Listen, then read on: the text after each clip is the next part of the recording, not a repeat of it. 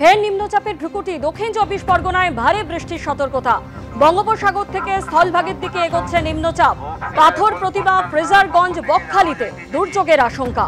বঙ্গোপসাগরে গভীর নিম্নচাপের কারণে আগামী 3 দিন সমুদ্র উত্তাল থাকবে এবং প্রবল বৃষ্টিপাত হবে। সমুদ্রের পর্যটকদের জানানো যাইতেছে যে আপনারা নিরাপদ স্থানে চলে যান।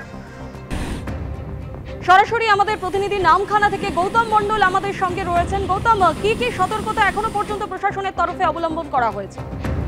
মূলত দেখো, সুন্দরবনে দক্ষিণ 24 পরগনার 13টি ব্লক রয়েছে। সেই 13টি ব্লকের প্রত্যেকটি ব্লকে কন্ট্রোল রুম খোলা রয়েছে এবং তার পাশাপাশি এসডিও মহকুমা শাসকের দপ্তরে কন্ট্রোল রুম খোলা রয়েছে। সিভিল ডিফেন্সের কর্মীরা মোতায়েন রয়েছে এবং একাধিক ব্যবস্থা নিয়েছে দক্ষিণ 24 পরগনা জেলা প্রশাসন। আমি এখন দাঁড়িয়ে রয়েছি একদম নামখানা হাতানিয়া দোয়ানিয়া নদীর উপরে, এই সেতুর উপরে। আজকে আমরা সকাল থেকে দেখলাম যে নাগাড়ে বৃষ্টি চলছে।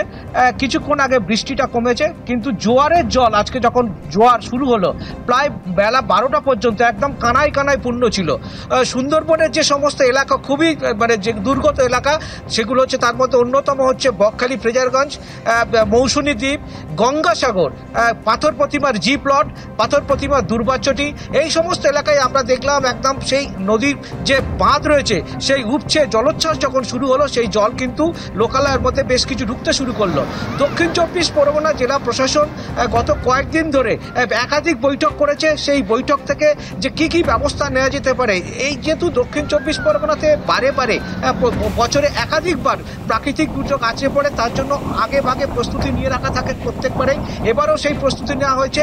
দুর্যোগ মোকাবিলার সঙ্গে যুক্ত সমস্ত দপ্তরকে এই ছুটি বাতিল করা হয়েছে, সেই সমস্ত কর্মীরা, এবং তাদেরকে আলাদা করে কন্ট্রোল রুম খোলার নির্দেশ দেওয়া হয়েছে। বিশেষ করে সেচ দপ্তরকে অ্যালার্ট করা হয়েছে, কারণ এইখানে যে মাটির বাঁধ, দক্ষিণ 24 পরগনা সুন্দরবন এলাকায় নদী এবং সমুদ্রে প্রায় 3500 কিলোমিটার বাঁধ রয়েছে।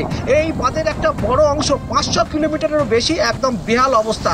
সেটা প্রশাসনের পক্ষ থেকে একাধিকবার স্বীকারও করে নেওয়া হয়েছে এবং বেশ কিছু জায়গা বাঁধ মেরামতির কাজও শুরু হয়েছে। কিন্তু বাঁধ মেরামতি নিয়ে আমরা দেখলাম, যখন আমরা বিভিন্ন গ্রামে গেলাম, নামখানা, বকখালি, মৌসুনী বা গঙ্গাসাগর, যেখানেই আমরা গেছি, পাথর প্রতিমা যেখানেই গেছি, সেখানে মানুষ কিন্তু ক্ষোভ উগড়ে দিয়েছেন, সেচ দপ্তরের প্রতি ক্ষোভ উগড়ে দিয়েছেন।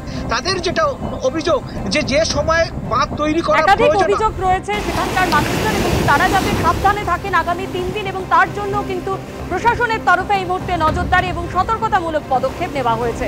আপাতত তোমায় ধন্যবাদ গৌতম।